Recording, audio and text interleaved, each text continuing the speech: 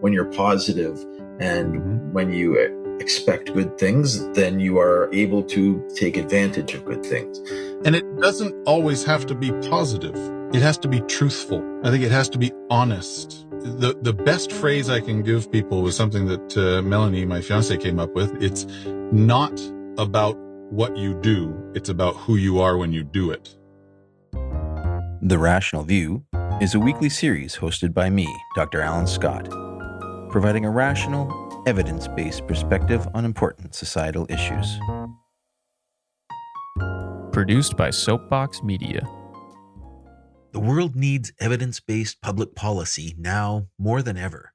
Making the right decisions should not be partisan politics. Please help spread The Rational View by going to patron.podbean.com/The Rational View. Together, we can make a better future.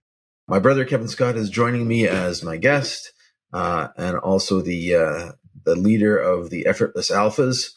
So thank you for taking your time from your car studio to join us. Always a pleasure. So we've had a couple discussions in the past about men's issues and your work with Effortless Alpha. And then we also did a discussion on manifestation. And I want to follow up with that because I think we had a disagreement there about what manifestation is.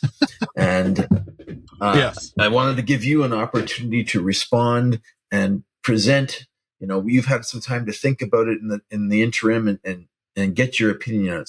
So just to lay the groundwork, the background for anyone who hasn't listened in before, manifestation. Why don't you tell me what manifestation is? Because I don't want to give the wrong introduction or straw man your argument. So okay. Well, in my opinion, manifestation is working on our mindset and our attitude to attract the outcome that we eventually desire. That is manifestation. Working on your attitude, on your mindset, so that you can attract, to make physical the ideas that you have in your mind over time. Yeah, it's very, very broad. So working on your attitude is, nothing in what you said. There's nothing magical or anti-scientific about how you've said that. So working on your attitude, everyone, I think, realizes that there are benefits to having the proper attitude to success. There are benefits in terms of, being aware of opportunities and expecting opportunities and being ready to looking for opportunities and not having, a negative mindset. Definitely has huge advantages on how you interact with the world. And it comes across in your interpersonal reaction or interpersonal relationships as well. When you're positive and when you expect good things, then you are able to take advantage of good things. And I think. And it doesn't always have to be positive. It has to be truthful. I think it has to be honest. Because it's all about the best phrase I can give people was something that Melanie, my fiance, came up with. It's not about what you do. It's about who you are when you do it. And people, if I'm honest with you, even if I'm not having a great day, I don't have to fake positivity, because you're going to feel a fake positivity out of me. It's like something's wrong. Your eyes aren't smiling with your mouth like, I'm having a great day. Look at me being positive. Well, that's crap. We can all see through that. It's, you know what? I'm not having a great day, but I still believe in my mission. And that's okay. Okay. So I think, that's, something I can understand, something I don't have any qualms with. I don't see that as magical thinking. What I think the extra step of saying that this mindset is somehow influencing how the universe unfolds if you just sit here and think about this, that good things might happen. I think that's what many people say manifestation is clicking your thoughts in the right sort of way so that you are somehow influencing the evolution of the universe. Either you are influencing what other people do or influencing what the universe brings to you, and that somehow this is going to be different just because of the way your thoughts are and nothing else you've done.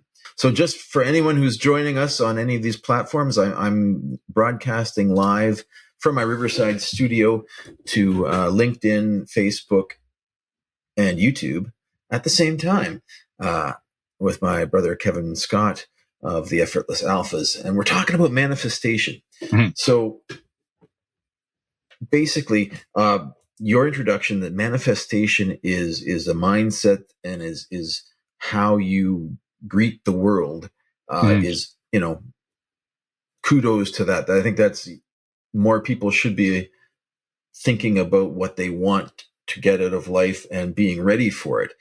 What I disagree with is the people that say just thinking about this is going to make it better. Me too. Okay.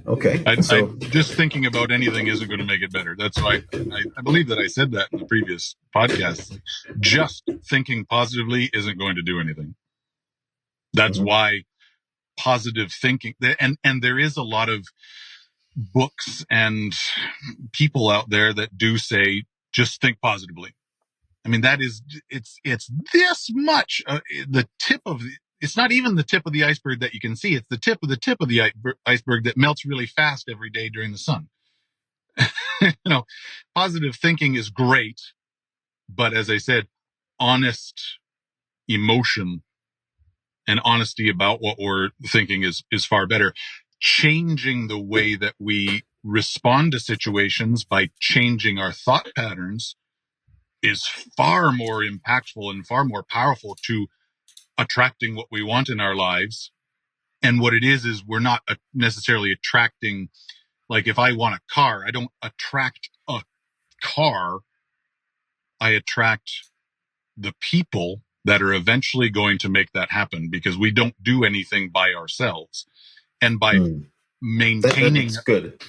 A quality of control around the person that I'm being in every situation changes the way that others respond to me, even if it's not consciously. They will respond to me differently based on who I'm being in a moment standing beside you. Because you can tell if someone's having a bad day standing beside you and they're in a horrible attitude. They don't have to say anything. You can feel. You can read the body language for certain. Yeah. The person there's something off about that person, and I kind of want to get away. But if you're a car salesman and I'm trying to get a car, that's not going to work. I think the problem is when people kind of posit that reality is something like a dream that we can subconsciously direct, like a solipsistic view of, my brain is I'm in one of these Nightmare on Elm Street movies, and I can make weapons appear, and that sort of thinking that perhaps we're all competing to influence the universe with our thoughts. There's a series of magical things you need to do to win this competition and come out ahead. Well, I will say what I have found, and now I haven't done any studies on this, but I've seen it happen, is the same thoughts happen in different people over and over and over again. And now there's, 8 billion people on the planet. Someone else is probably having the exact same thought you're having right now. The odds of that are very high. Now, the question is, if it's a business idea and it's or a relationship or any certain thing that you want to manifest into your reality, who's going to do it faster?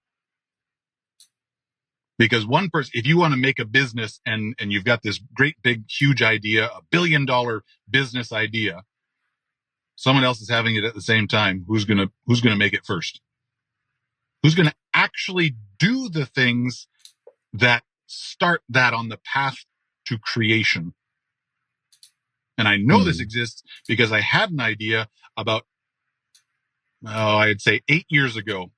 And I was like, this is a great idea. And Melanie said, I mean, yeah, it's a good idea, but are you willing to do all the work that's going to go into it to make it happen? I was like, probably not. And then 2 years later, I saw it was on the Forbes 50 newest businesses, like up and coming businesses in the United States.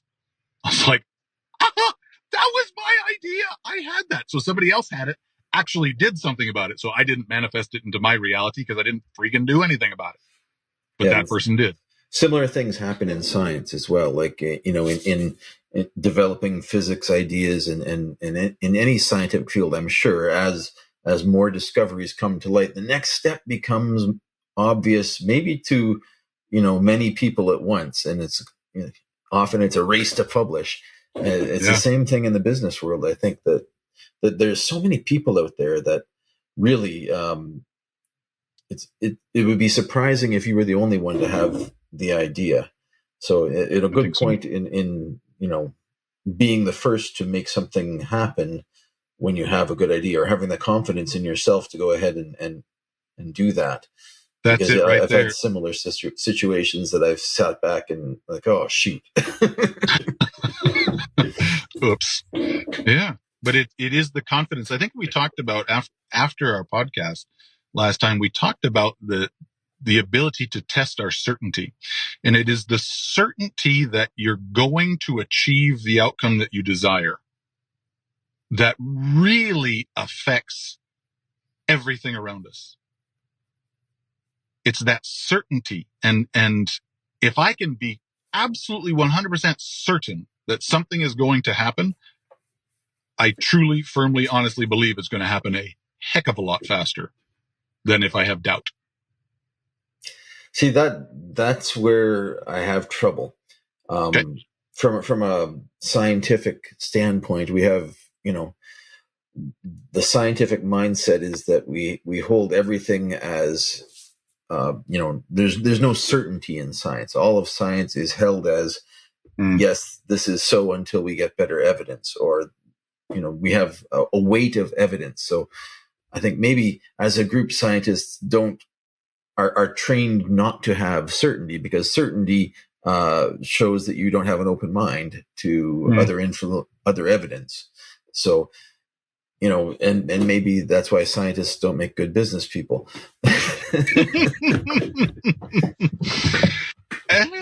I mean, perhaps, but I don't know if it honestly changes what we were talking about, because if I'm certain of my outcome, and I'll give you a perfect example of this. There are a lot of people in the business world that have extraordinary conviction and certainty, and it often comes across as brash and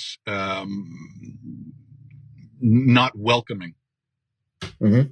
If I've got a certainty about the outcome, it's like, do this, do that, do this, do that. Well, why are you such a jerk to me? It's not I'm a jerk. It's just I have extraordinary conviction. I have an extraordinary certainty. People that don't have that conviction and certainty often find it offensive. Mm-hmm. Mm-hmm. So, but if I'm certain that I have an outcome going, the decisions I make are going to be much faster. The people that come on board with my idea, with my vision, are going to also have my certainty, more so anyway. So they're going to affect more people. And the more people I get on board with my certainty and my conviction, the faster things will come towards me. Yeah, I can see how that would be a very good management strategy. In my professional interactions or personal interactions, the people that have had certainty are mostly the young earth creationists and the flat earthers. Well, there is a difference between certainty and pig-headedness. Being right. I can be certain that I'm going to have an outcome, but I don't need to be right about how I get there. Okay.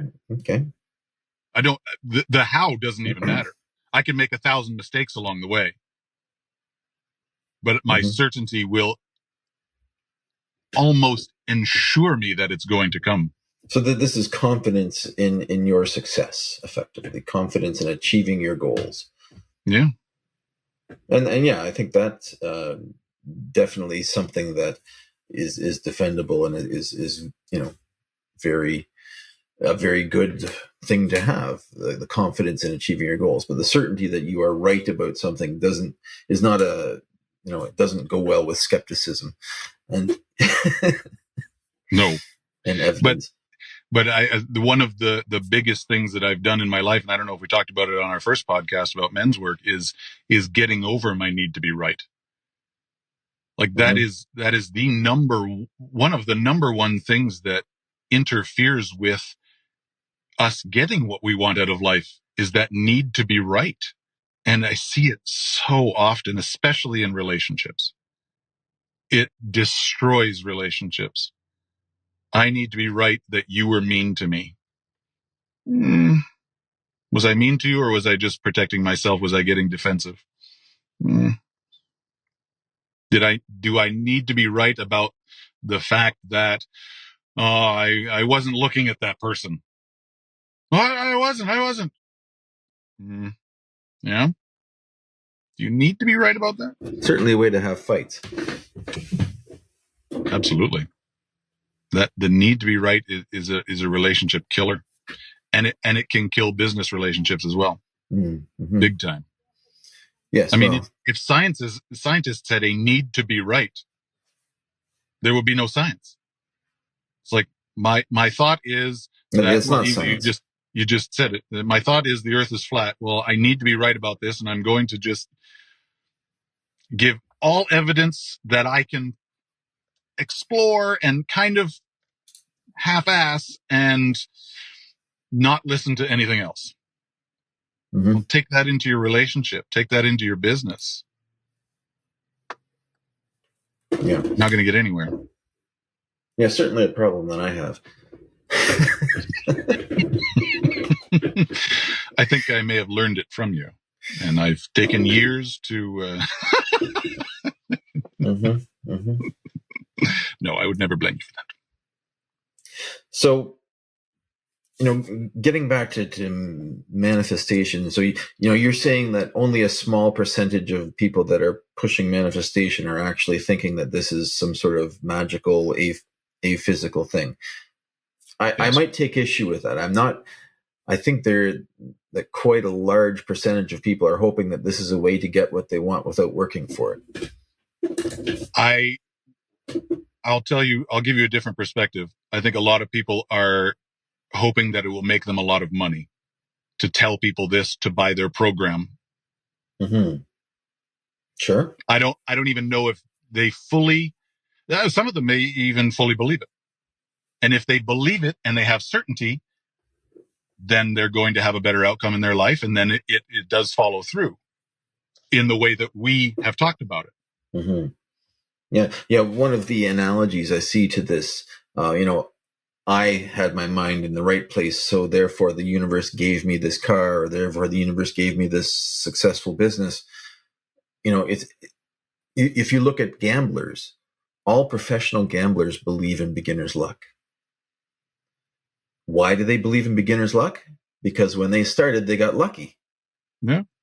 If the ones that started gambling and didn't get lucky are not professional gamblers. That's probably true. Right? They would have said, "Oh shit, I'm losing all my money. Why would anybody do this? I'm out." Everybody who's a professional gambler believes in beginner's luck. Unless they started saying, "I'm going to," and this was something I did want to mention. Unless they started with the mindset of, "I want to figure this out," because that's the same way with manifestation. I want to figure out how to get good at this. If I just go with I thought positively for a while and it didn't work. I'm bad at manifestation. I'm no good at it. How dare someone say that manifestation doesn't exist? I mean, how much effort and time did you put in trying to figure it out? And if you actually put time and effort into figuring it out, you'll eventually come to the conclusion that it takes time and effort and a lot of it in order to manifest what you want. I'm a good manifester. Melanie is a much better manifester because she has much more certainty than I. And she has just this insane drive and this insane huge mission to achieve what she wants to in the world. She has something in her heart and in her being that says, I'm on a road to somewhere. Are you coming? And people flock to her because of that. Yeah, she's amazingly successful at what she does. Just to reiterate what we're doing here, we're chatting about manifestation, trying to distinguish it. I'm personally trying to distinguish manifestation from magical thinking. So Kevin has expressed that manifestation in the way he thinks of it is aligning your thoughts to your goals and being confident of your goals. So it's being in the right mindset to take on opportunities and to move forward. It's not basically changing reality by thinking. No, exactly. Effectively. So it is. That makes me feel a lot better about our relationship, Kevin. Good. But it is kind of also changing our emotion so that people around us feel better. So in a way, that is changing reality. It changes someone else's reality. I might be but it's not changing it by thinking. It's changing it by how our body language is setting us up and how we interact with people. It's not magical, right? There are physical things that you can see, physical cues, physical, and it might be even on a pheromone scale, so you might not be able to see it. Fair. Come on. It might even be our cells communicating with other people close by. We don't know much about that yet.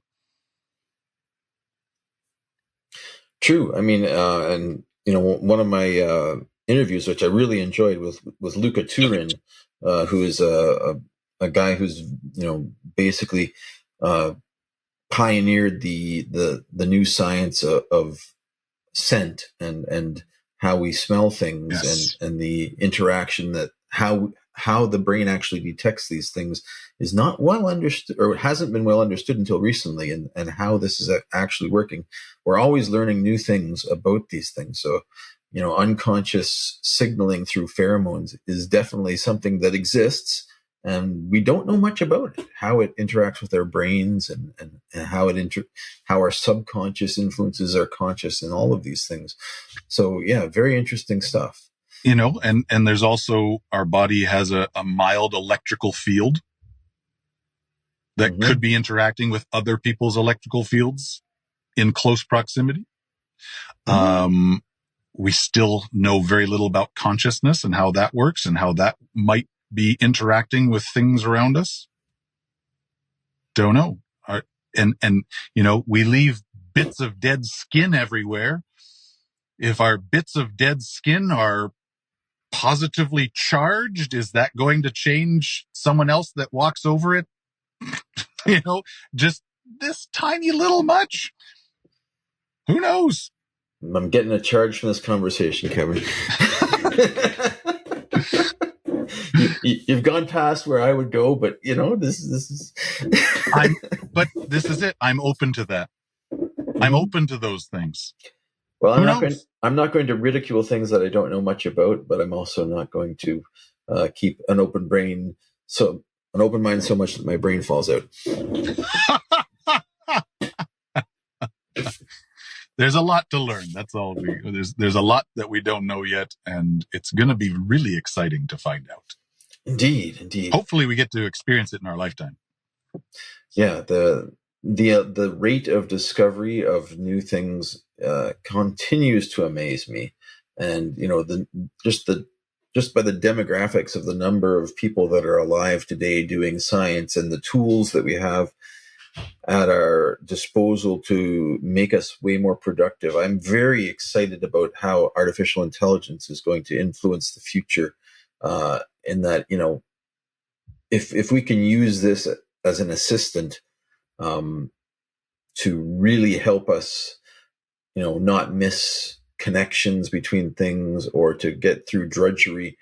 I've seen some fun memes lately on artificial intelligence. Like, I don't want artificial intelligence to do art and music while I'm doing dishes and cleaning the house. I want it the other way around.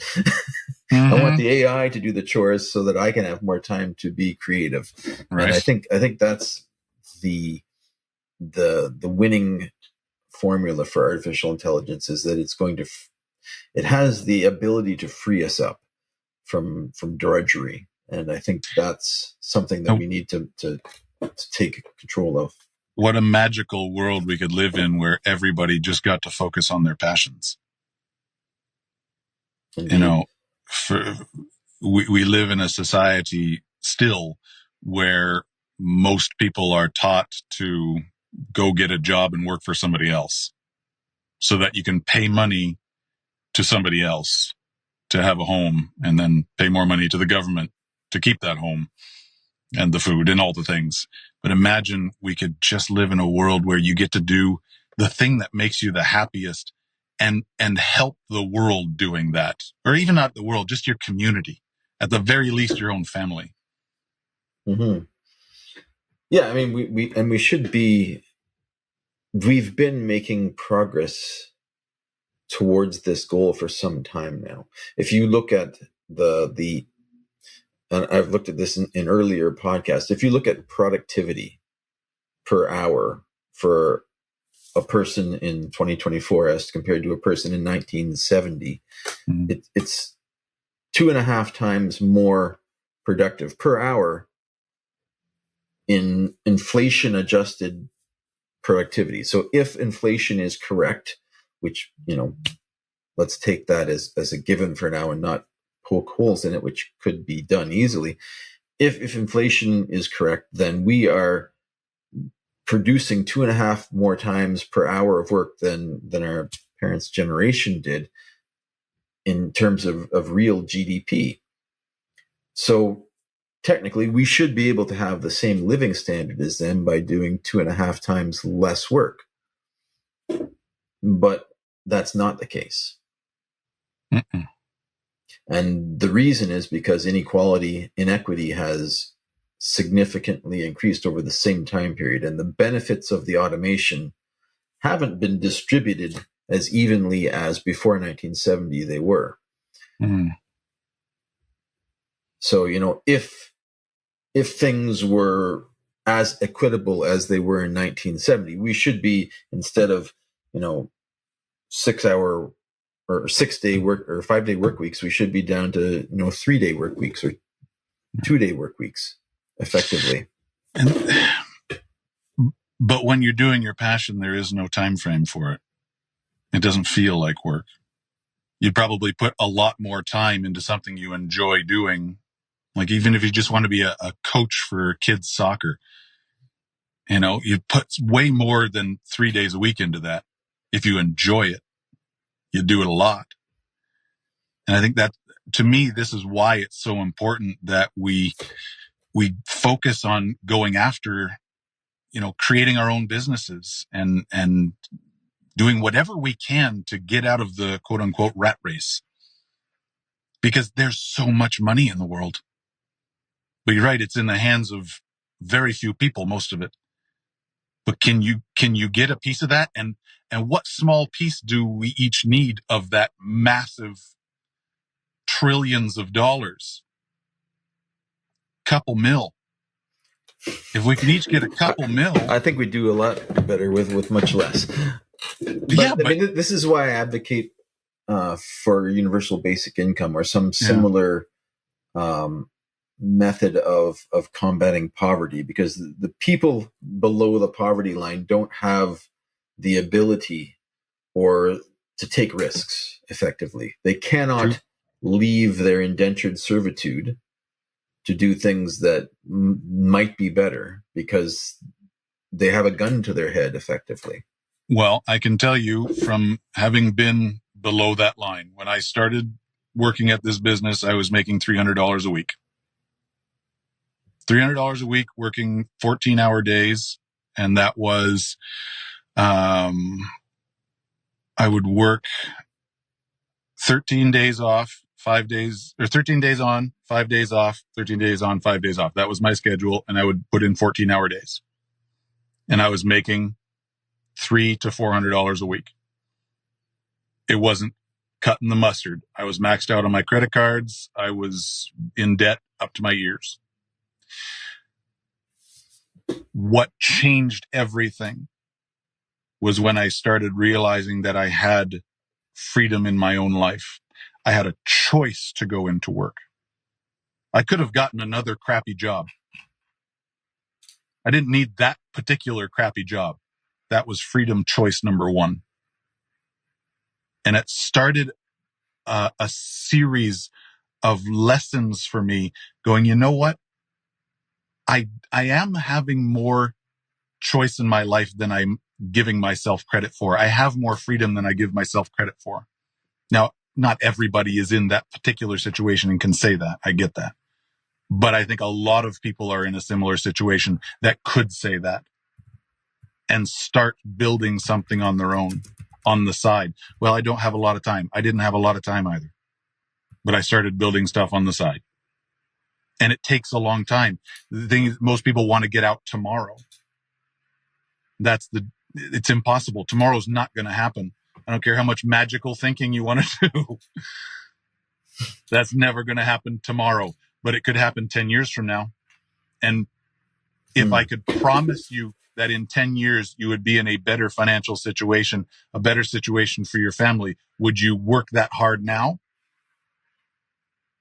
Most people would say yes. 10 years, no problem. But we're not willing to do that without seeing evidence that it's going to work. But this is where the confidence and the conviction comes down to, because an overnight success doesn't happen overnight. It's never happened in the history of the world. An overnight success takes 10 years. It's just you finally see it on the last day when it finally became successful. It's also, I mean, difficult to take that leap when you need to raise kids and pay, when you have dependents on you, to take such a leap. I didn't say anything about a leap. Yeah. And I have never ever coached any of my clients to take a leap. Work harder, work smarter, but don't quit your day job to start something new. I never recommend that, because I didn't do it that way, so I don't know how to do that. I built it on the side after my 14-hour days. Again, I didn't have children. But we have worked with people that single moms with 3 children under the age of 5 that have built massive businesses. It can happen. That's a rare person who has that. Who has that time? I mean, it feels like we don't have. We just don't have time these days. And I know, in previous generations, if you look at how the demographics of economy have evolved over the years, in 1970, which was kind of the reference point I used when I was analyzing economics, something like 25% of families were dual income, 75% of families were single income, and their household income since 1970 has gone up about from 10 or 25%.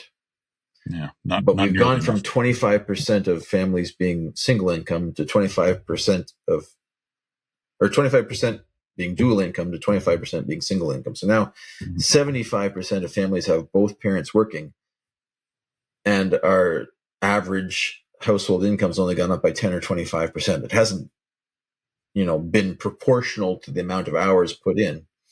And we've lost all the time of that stay-at-home parent, like all the work that this person used to do in chores and house cleaning and household repairs now are being done after work or on the weekends. You've got a 40 hours of of unpaid work that you have to make up now that you used to get done.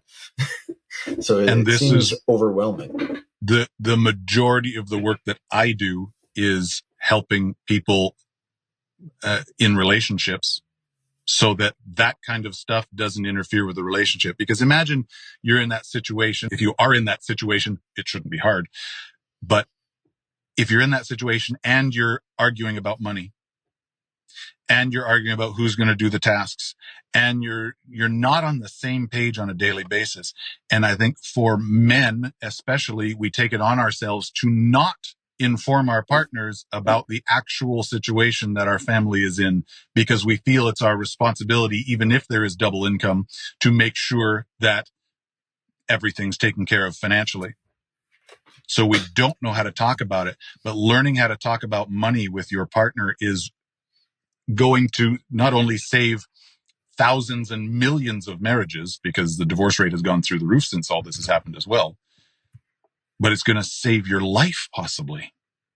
And imagine being able to go to work and not worrying about what your partner's going to say when you get home. Then imagine who you could be at work. Every single man I've worked with that has basically gone, I need to do all this for money, and I can't focus on my relationship.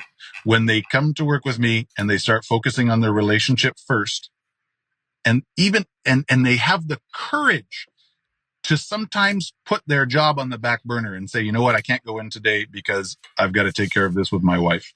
And it's not just I've got to take care of, honey-do list, but it's like emotional work with my partner. Their financial situations have improved dramatically to a man. Because when you're not stressed about your relationship at work, you perform even better. And that gets seen, it gets noticed. And I think this ties back to your idea of manifesting, of, bringing your right body language and attitude. And I'm very happy that it's not magical thinking. I'm very happy that it's an actual physical thing that one might believe actually is in line with physics and causality. Because, as I said, I don't love the idea that, if you're just, the original idea of manifestation, I think was put forward as just think like this and the universe is going to bring things to you. The universe is some actual thing that knows what you're thinking and arranges circumstances so that you alone will get what you want. And this is, this part, well, maybe it's some sort of religious thing that we think that the universe is listening to our thoughts and is giving it to us. And I'm sure a lot of religious people do think that God is up there being, favoring them over everyone else because they're, they're good people. But I don't even think that has theological backing amongst the church. God helps those that help themselves. That is not from the Bible, but people do think that. I can see how people could think it's magical if it just happens for them. Sure. And then they go say, I didn't do anything. I just thought it and it happened. That's the beginner's luck story from gamblers, right? Yeah, same thing. The people that don't do any work and it happens to are going to be believers, and there's nothing you can do to change their mind. And it's just a bias. It's an anecdotal bias, right? I have an anecdote. This happened to me, therefore it was real. And because we struggle, we want to believe it. People struggle. People want to believe there's purpose behind random things happening. You want some agency in the world, in a world where people don't feel powerless, that the system is beating them down. They want to feel like they have agency, that something they did mattered and caused this to change. That's not always the case. Sometimes you just get lucky and win the lottery. As you say, it doesn't happen very often, but it does happen. And with how 8 billion people, 9 billion people in the world, very rare things are going to happen every day. 1 in a billion is going to happen to somebody. And if you were to actually manifest a lottery win, putting this out there, this might sound a little woo-woo. If you were to manifest a lottery win, what you would have to do is learn how to manage all that money first. This is why most people that win the lottery that were bankrupt before go bankrupt again, because they didn't learn how to get there. If you were to learn how to do all that stuff, you'd be much closer to manifesting a lottery win. And remember, I said, it doesn't matter how I get all the money. The lottery win might happen in any number of different ways where you actually all of a sudden have some great business idea and you are able to make that happen because you learned a bunch about money. You might be in real estate because on your process of learning about money, you learned about investing in real estate, and then you became extraordinarily wealthy. And that could be your quote unquote lottery win. Thank you for clarifying that. You had me scared for a minute. That's why I said it might sound a bit woo-woo. Let me get to my point. Yeah, and for people who are, skeptics and science defenders, we don't do ourselves a favor by jumping all over people saying that their thought processes are wrong. You aren't going to win friends and influence people by doing that. You need to listen to where they're coming from and help them to,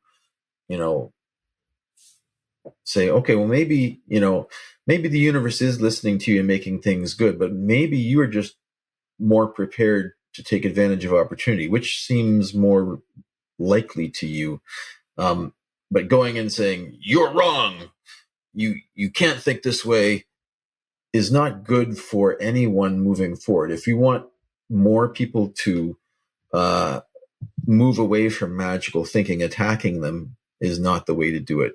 You have to present yourself and as someone that they can trust first, or they won't even listen to you.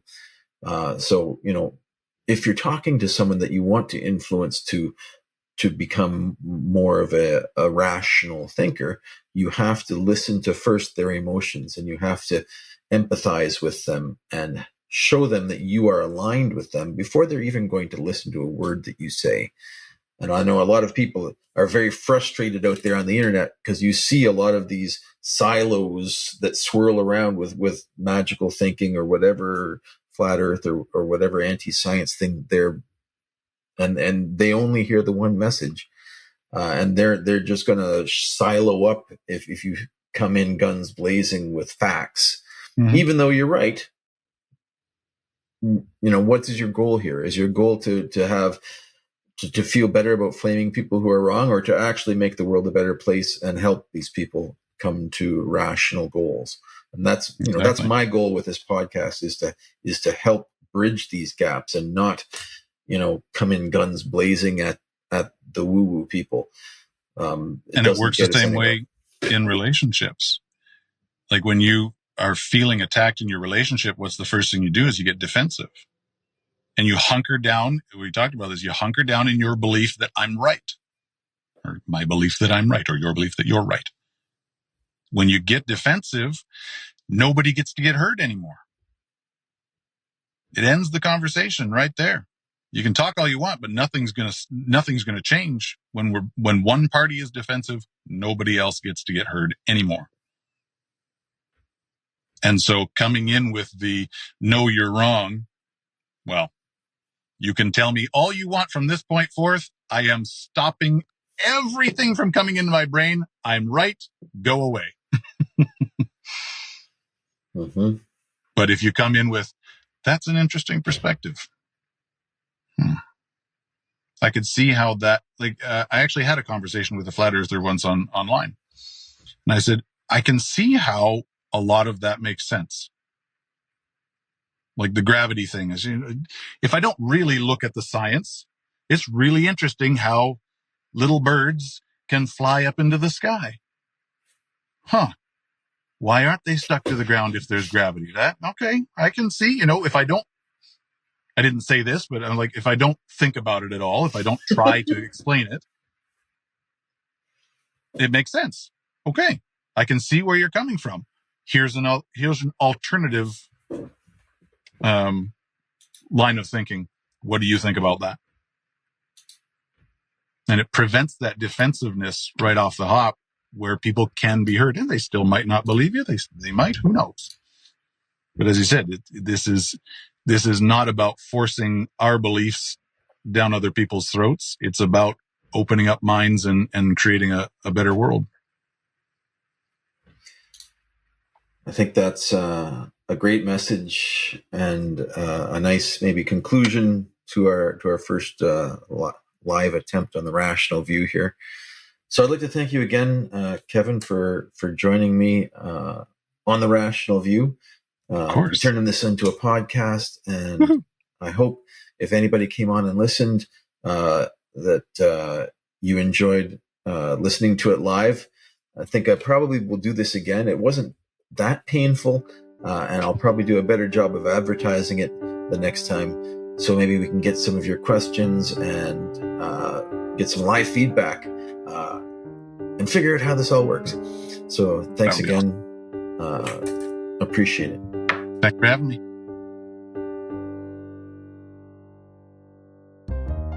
If you'd like to follow up with more in-depth discussions, please come find us on Facebook at The Rational View and join our discussion group. If you like what you're hearing, please consider visiting my Patreon page at patron.podbean.com/therationalview. Thanks for listening.